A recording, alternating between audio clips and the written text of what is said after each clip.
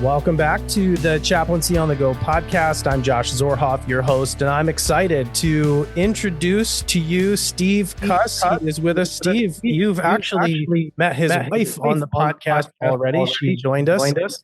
And I'm excited that Steve is with us now. And Steve, you're an author. You've written a couple of books. You're a pastor, and you've been doing work in emotional health for a long time. And we're grateful to have you. So thanks for being on the podcast. Yeah, Josh, great to be with you. So maybe take us through a little bit of your journey. Yeah. It started for me in 1996. So I have been at it a long time. I would say it came to me by force. I did not know I needed it. I wasn't looking for it. And it was my first full-time ministry out of college, which was as a hospital chaplain and hospice chaplain. And I happened to be in a hospital that was level 1 trauma, urban. It was the city's major hospital, so it was pretty intense. And I didn't realize when I took the job, I just took the chaplaincy job because my wife Lisa had one more year of college. I needed 1 year of work before she graduated, and then we figured out what to do. So I kind of stumbled into it, but it very quickly became apparent that in order to survive chaplaincy and the onslaught of trauma and death that was just never ending, that you had to be able to dig deeper, get to the end of yourself. I mean, Josh, when I started, I was 24. I didn't even know I had blind spots, didn't even know I had a shadow side. Like I was really green and naive.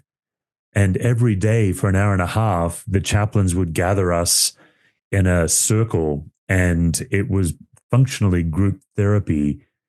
And it's the way they trained us to be chaplains. They never told you what to do. They just had you reflect on what you did the day before. And then as you were reflecting on what you did and what you were thinking and the moves you made to help people, they would confront you and ask you questions about yourself and your assumptions and your triggers. And that was a year-long process for me. That's how I first got into it. And in the course of that, one of the chaplains trained us in what's called systems theory, which I'm just hooked on now. And it's a simple theory that teaches you to notice anxiety in any room you walk into, and particularly your own anxiety. So I think I became fascinated because I was so green and naive.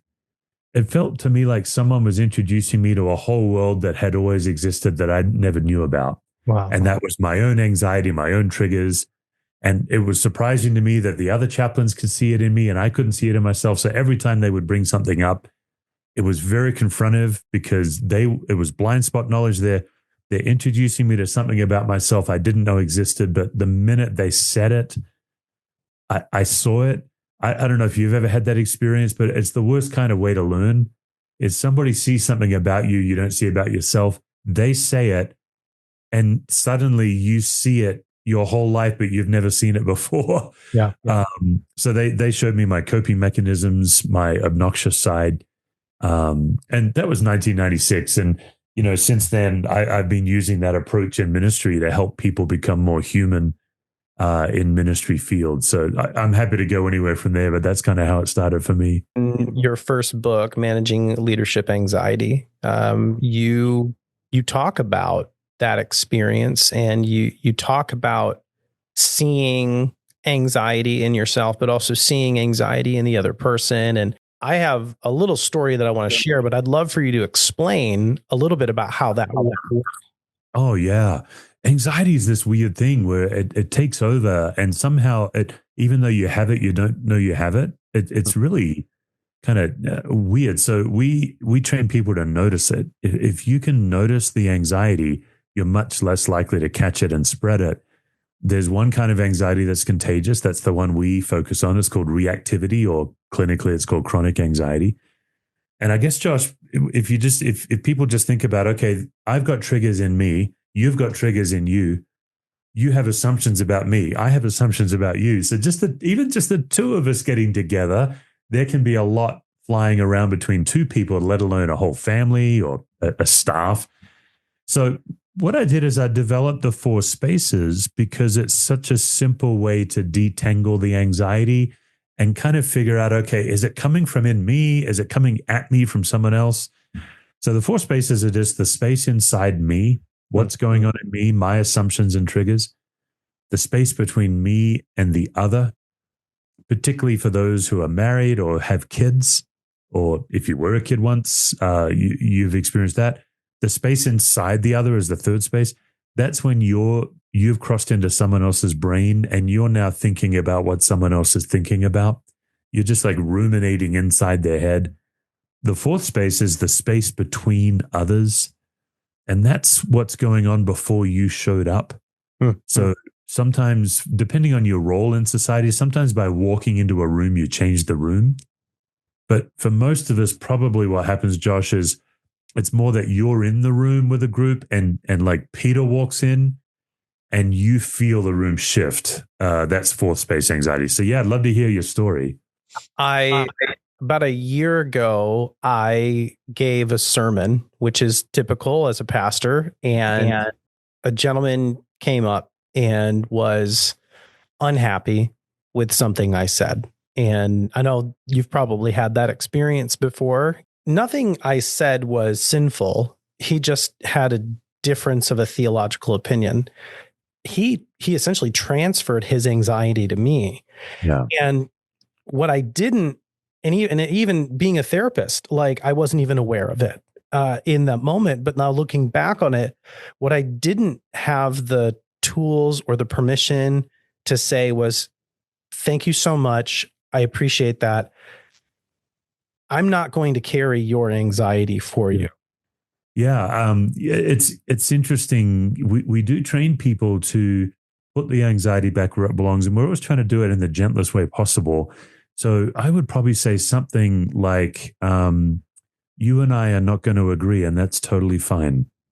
For you, this issue is an essential. And for me in this church, it's not an essential. And it's okay that you don't agree with it. It's okay that you think it should be an essential. But I need to wrap up because more time is not going to move it. Something like that. Totally. If you tell somebody they're anxious, it'll make them more anxious. So I generally try not to do that. Right. Yeah. Because again, they might not even be aware of their own anxiety.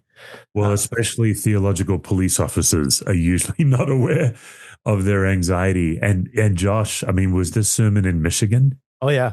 I'm telling you, man, there are certain states, particularly if there's more of a reform tradition. Correct. This is a terrible generalization. But in my experience, there are certain kinds of theological streams that are more anxious than others. Yes. Yes. And I also think it's helpful, actually, since I'm saying that, to realize that most people like that, like even fire and brimstone preachers, man, they feel so much internal pressure to represent God just right, So there's a whole conversation we could have there about theological anxiety because it can be really deadly. I early on in my preaching career, and this was true of my young adulthood as well, because I had a career in the performing art for years.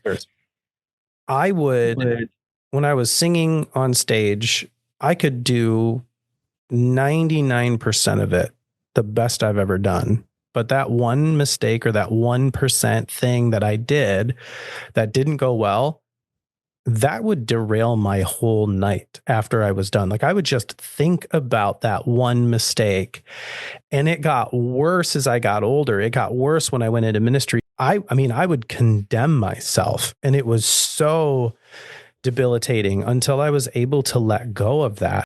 Yeah. Are you prone to perfectionism? Is that one of your struggles? Yeah. Perfectionism is a real struggle for me. Yeah. It's one of the ways you can locate your anxiety is you're trying to notice the Armageddon scenario that you believe. And so like a mistake, a 1% mistake in reality is no big deal, but your anxiety is telling you it's the biggest possible deal. I mean, that's how I feel. Like I never did well with people who are angry at my sermons. And that particular example is a difficult one because the preacher is also hopped up on adrenaline. So going from the adrenaline required to speak well to now being fully present to somebody who's coming at you. That's a really tough switch. But if someone was disappointed in me, my body was telling me that I'm under so much threat right now when really I'm not under any threat at all. It's so crazy, Josh, the false reality it puts us in. Yeah. I'm really glad that you bring that up, because your body does tell you that something terrible is happening, and it's not. It's just your body's way of interpreting the anxiety. Yeah, every human being has a safety radar. Yes. And you go to a party where you don't know anybody, that you understand the safety radar, but it gets wildly unreliable in these situations where if you're a perfectionist and you make a mistake, your safety radar is like blaring a level 5 tornado warning. And actually it's like, it's just a cool breeze. So right now in Michigan, influenza A is just ravaging families. And so there are so many people who are sick. And my wife is a school teacher. And being an elementary school teacher is like living in a petri dish. Yeah. It's a guarantee. Our son goes to the same school. Every year around cold and flu season, she starts to feel really anxious about somebody getting sick. And we went away for Valentine's Day. We had a night away. It was a really nice time. All day into it. She was anxious that he was going to get sick or she was going to get sick, and it was going to destroy our plans. And anxiety has a really strange way of just getting a hold of you. Yeah. And what are some of the tools that you talk about in managing anxiety, managing chronic anxiety? What are some of the tools that you talk about and practices that can help people in those moments? Yeah, we always train people first to notice anxiety before they do anything else. If you try to dissolve it before noticing it, it usually doesn't work. So it's helpful, like in your wife's case, it's helpful to know that this is a recurring source of anxiety. Where things get tricky is when the thing you're anxious about is true, but your brain has made it bigger than it is. Mm-hmm. I've worked with people, for example, who have a genuine phobia of flying. And it's tricky, Josh, because you can't say, well, the plane's never going to crash, because it might, but the percentage chance of the plane crashing is minuscule, but their brain tells them it's a certainty. With your wife in school, I mean, that's a legitimate concern, like school and gymnasiums and churches. So if your wife goes to church, she's kind of doubly under threat. I think the challenge is to both figure out, well, what's the actual risk? And in this case, there's genuine risk. And then what you're trying to do is protect your body from the Armageddon outcome that's not fruitful.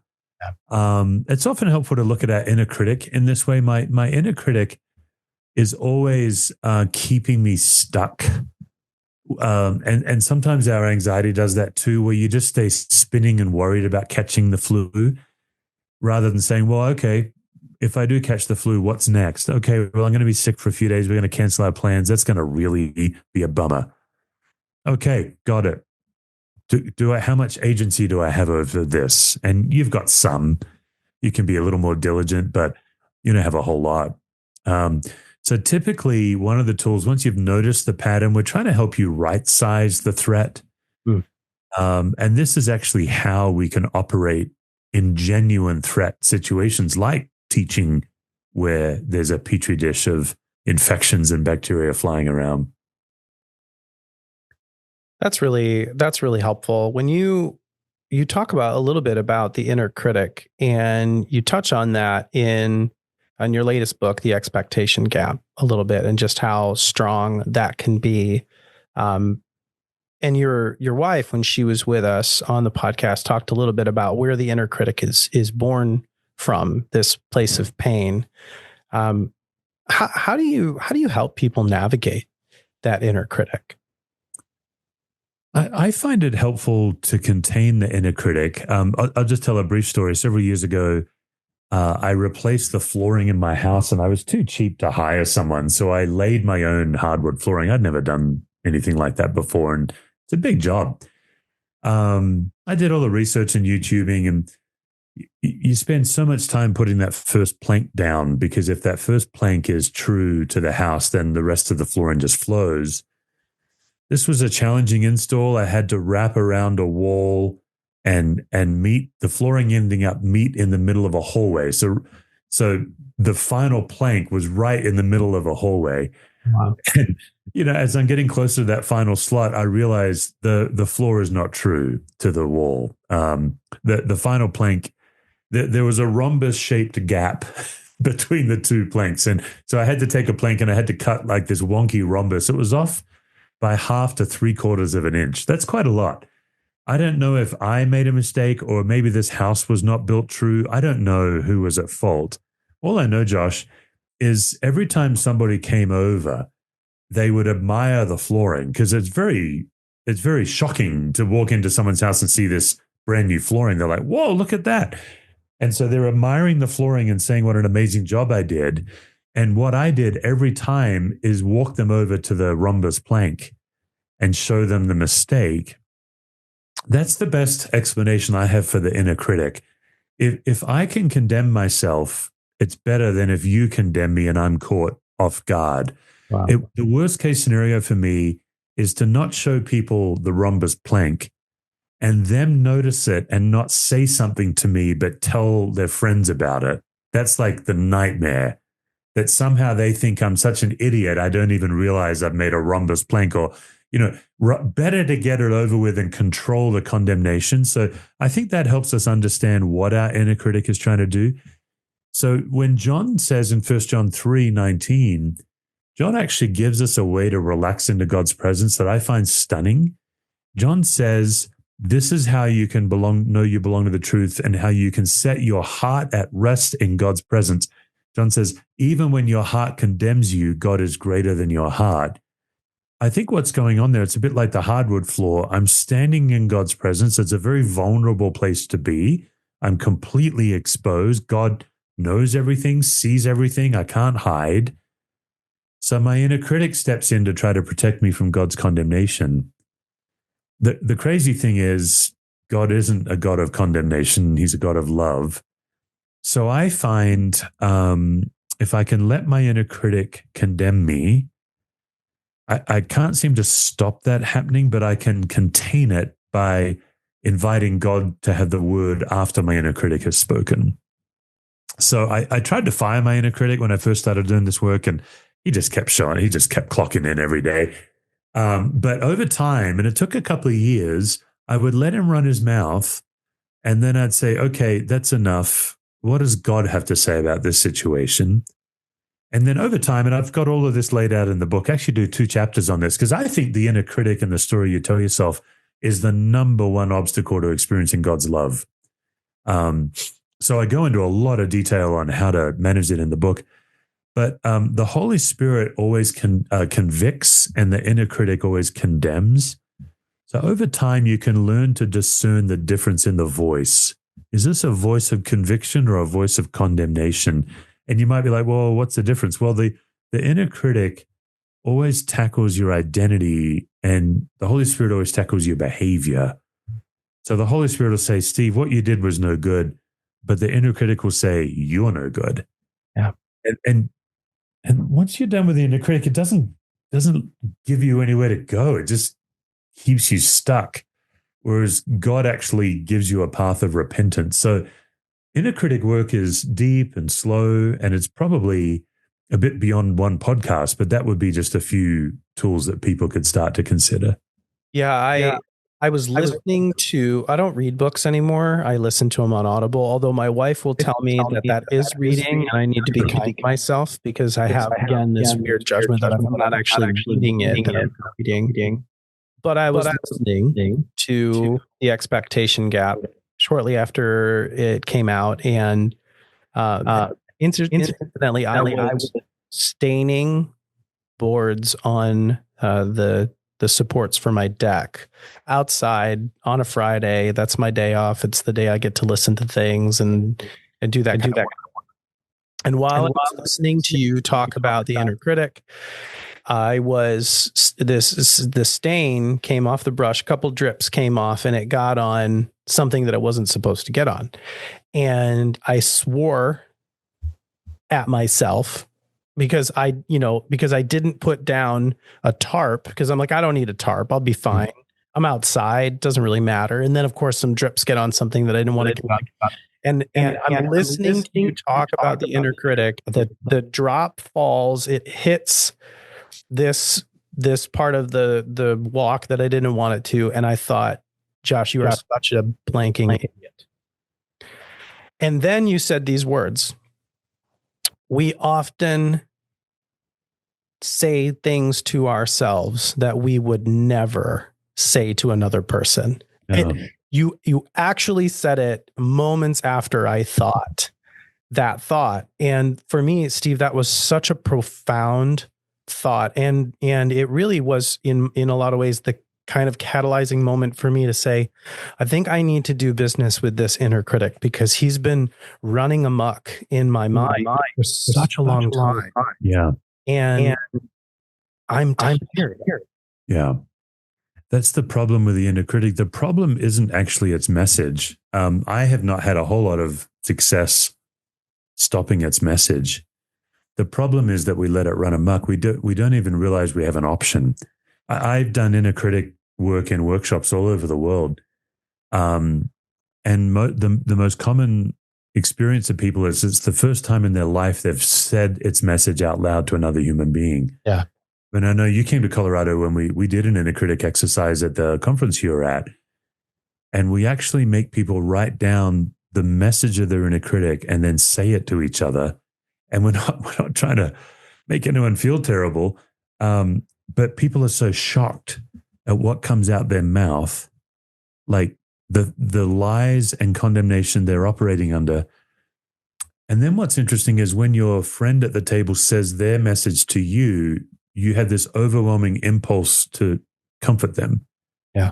But you never do that to yourself. Like, what's going on there? Why are you, when your friend says, oh, my inner critic says I'm no good, you have this impulse to say, oh, you're fantastic. You're such a blessing to people, but yet you give your inner critic free rein. So one of the things, and again, in the book, I get into how to do it, but I really have come to believe that I have to line up, my work is to line up the way I see myself with the way God sees me. Otherwise, I'm elevating my view of myself over God's view of me, which is an extremely arrogant thing to do. So that's one of the ways I've found to relax into God's goodness. I think when you're relaxed into God's presence, you have nothing to prove and nothing to lose. So what I'm trying to do is help us notice our coping mechanisms that are actually blocking us from God's goodness. Wow. If you would, just for a moment, you talk about chronic anxiety and leadership anxiety and parenting anxiety as being really one and the same. And we do have some leaders. We have a lot of parents who listen to the podcast. Can you just talk about that? Yeah. A couple of years ago, I was in Western Australia where I grew up, and my parents live in a very remote part of the country, and they don't have many guests. And so the guest room is largely unoccupied. So I show up, and 2 weeks later, Lisa and our kids were going to arrive for Christmas. I walk into the guest room, and there's a reptile has wrapped its tail around the vacuum tube. And, Australian reptiles are not to be messed with. I can't tell looking at the tail if it's a snake or a lizard. Our lizards get pretty big, 18 inches, couple of feet for a lizard. So it looked like it might have been a tiger snake tail. And tiger snakes are quite aggressive. They are deadly. I mean, they're in the top 10 deadliest list, but they're also aggressive. They won't slink away. They'll have a go at you. Well, that's what's called acute anxiety. Until you know if it's a tiger snake or a harmless lizard, my body is saying, be careful. So my heart is racing. I'm full up on adrenaline. My mind is really sharp. That's acute anxiety. I think we've all experienced acute anxiety when you or a loved one are in danger. Maybe you've lost a child in a public place. That's acute anxiety. Uh, Parenting and leadership anxiety is what's called chronic anxiety. And what's tricky about it is it doesn't give you a giant dose of adrenaline. You don't get a big racing heart. It just gives you a few drips of adrenaline. But the other distinctive is it's never based on a real threat. It's always based on a false threat. So a lot of parenting anxiety is based on your own reputation as a parent, your own perception of, am I a good parent? Maybe the simplest example, Josh, is if you've ever tried to take toddlers and young kids to the grocery store. I've raised 3 kids, and all 3 of them, when they were younger, I've had to abandon my shopping cart and take because of a tantrum. One of my kids has thrown a big, loud tantrum in the middle of the supermarket. Well, what's going on there? I have an anxious need to calm my child down in the supermarket aisle. Why? Well, partly because they need to calm down, but mostly because I feel so exposed and judged by all the other shoppers in their shopping carts. Thank you, Jesus. They're saying that I'm not like that parent, a sinner. That's the way I'm making meaning of it. So chronic anxiety always makes meaning out of a false threat that feels real. So if you're a perfectionist, your body is making meaning out of making a mistake. That's not true. I'm a people pleaser. There's all kinds. There's several core false needs that humans have, but that's the beef with it. And so that's also how to see that anxiety is contagious. My kid throws a tantrum because they didn't get Cheetos, but I'm now the one carrying the anxiety because I have assumptions about what it means to be a good dad. And thus I've caught and now spreading the anxiety. So when things look really bad is I have to calm them down, not for their sake, but for my sake, so I can be well. It gets pretty crazy. We've all probably worked with somebody who needs constant reassurance.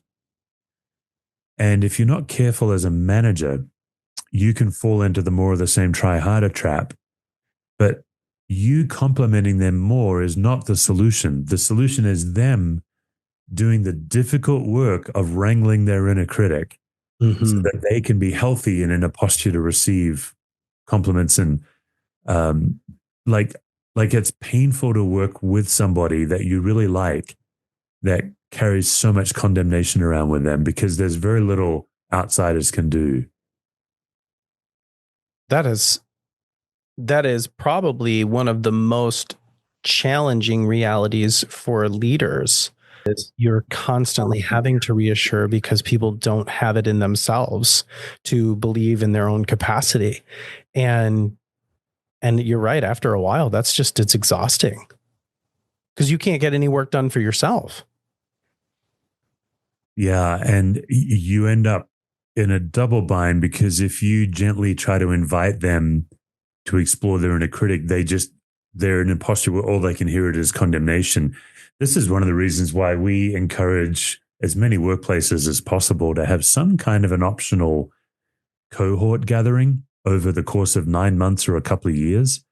This is what we did for 12 years. In fact, we still do it at our congregation.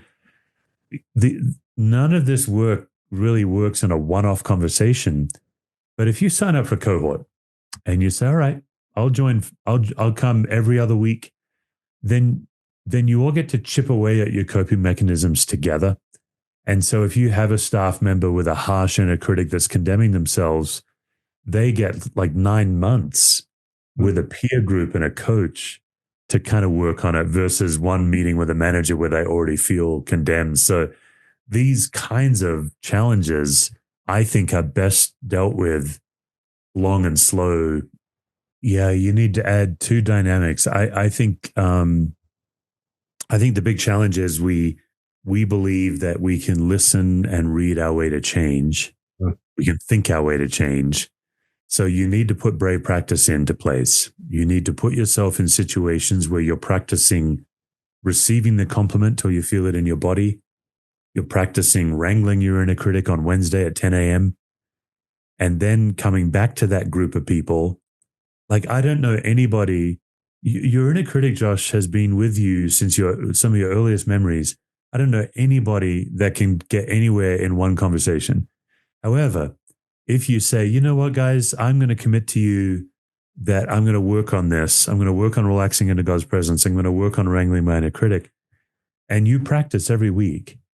I'm going to put myself in a position where I tend to condemn myself, and I'm going to try something different. And so that brave practice, but then also coming back to your cohort with that accountability. Now we're talking. Now, I mean, we have seen profound transformation through those two added elements. But I think what happens, and I run into this too, Josh, I do workshops all the time. And at the end of the workshop, I mean, some of the feedback is superlative. People are like, I've never thought about this before. This makes so much sense. I've never experienced. But I know if they don't continue these conversations, very little will change. Insight doesn't bring change. Practice does. And I think that's the missing component. I think for even if you're aware of your inner critic, that idea that it's just because you know about it, it's going to go away. It just doesn't work. One thing that I've been in as a brave practice I've been doing is not on every email, but I allow myself when I write an email not to go back and read it before I send it. Just and if there is a typo, okay. There's a typo. That's going to happen. That happens all the time. And for me, it's just a reminder of I can do this. And if I read it, I don't have to feel ashamed because I missed a word or misspelled a word. Yeah. And, we were mentioning the Reformed tradition earlier. I've also heard a phrase more commonly in the Reformed tradition where, in a similar way, Josh, someone will say to me, I preach the gospel to myself all the time. I don't know why I'm struggling. I'm like, oh, yeah, that doesn't work. I don't know anybody you just end up in your own loop. You got to get out of your own system. So brave practice is profound because you're testing that Armageddon theory. So the idea of not checking your emails is a great example of brave practice because your body is telling you have to check your email 8 times. And so just by not doing it, you're helping your body relax. And all I'm trying to do is let my body beliefs line up with my head beliefs. My head believes in the peace of Christ. My body doesn't. My head believes in freedom in Christ. My body doesn't. And so my brave practice is waiting until my body relaxes into what my head believes. And that it takes diligence. Yeah. But also it's so worth it. Yeah. One of the podcast episodes we had back with talking with the deputy director of labor here in Michigan and talking about workplace suicide and construction and some other things. And he said something that it just really hit me. He said that one of the primary byproducts of anxiety for him was a warped perspective on reality. Yeah. And one of the things that he learned early on in therapy that you get real reality. Ideally sit with a therapist or somebody else because when you're anxious and you're in that loop in your own head, there's nobody to argue with you. And you can tell yourself that story over and over until it becomes really convincing and it's really powerful. But once you say it out loud, it actually puts it out for somebody to confront and to say, I don't know if that's actually true. And I do feel like the work that you're doing in Capable Life allows for people to confront these warped realities or these skewed perspectives on reality. Yeah. We have bet our whole existence that Jesus sets us free, and truth. When you are living in reality and truth, you're free. Mm-hmm. And then when you're living in assumption, Josh, the brain kind of needs certainty to relax. I think that's why faith is so hard, because faith is not a certainty. And there's very little we're actually certain about. So we either live by faith, which is hard to do, or we're more comfortable living by assumption. And the problem is when we think our assumptions are certainty, and that's how a lot of people live a lot of their life. So this might be a bit of a kind of a flash moment, but as you talk about living in assumptions and reality, How challenging is it in our current political climate to navigate some of those assumptions that are essentially assaulting you every single day, whether that's in social media or the news? What can people do about that? And, as an immigrant, North America is particularly idolatrous with its politics. Um, so it's a great question because this is a country that still defaults to believing that that our well-being is directly linked to Washington's behavior. I question that. Like, I'm a citizen of the kingdom, and my faith tradition thrived in the Roman Empire, which was a horrific, barbaric, inhumane system. And Jesus generally bypassed it. He was not particularly interested in it. Paul engaged it quite a bit. But when you read Paul's engagement, it was only ever to proclaim the gospel. It was never for his own personal rights, for example. I think one of the most convicting things for an American Christian is that a lot of American Christians are trying to protect their rights. And Paul was always trying to use his rights as a Roman citizen so the gospel would spread. So there's a lot there. There's also the dynamic, if we get away from the faith element, that almost every political issue is big and nuanced, and each side, Republican or Democrat, take one slice of that issue and kind of build the hill to die on that one slice. It's a bit of a mixed metaphor, Josh, but I don't know a single political issue, whether it's unborn children, border and immigration policy, some of these hot topics on both sides. I don't know any of them where either party has a good, solid understanding of all that's going on with it. So therefore, we end up not listening to each other in our effort to explain. So the anxiety going there is the need to be understood and the need to convince. But if you notice your need to be understood and your need to convince, and if you can die to it and move into curiosity, that's going to be really interesting. But a lot of people, particularly on social media, they really do seem to believe that one more comment from them is going to convince somebody. I don't get it. Even though historically that doesn't happen. Yeah, and I guess that's what I was getting at, Steve, a little, is that the whole idea that you just telling it like it is out to the world. And it's a little more of like, well, just do more and try harder, and that'll convince you eventually. I'll win you over. That is it's so counterintuitive, because all it does is feed anxiety. And it makes you feel it makes you feel more anxious, because I just have to get the truth to people, right? Instead of taking a posture of like, hey, tell me more about that. Well, tell me more. And about even that. the phrase "telling it like it is" a total propaganda. Like, no one actually tells it like it is. Yeah. It's a big challenge. We live in trying times for sure. Yeah.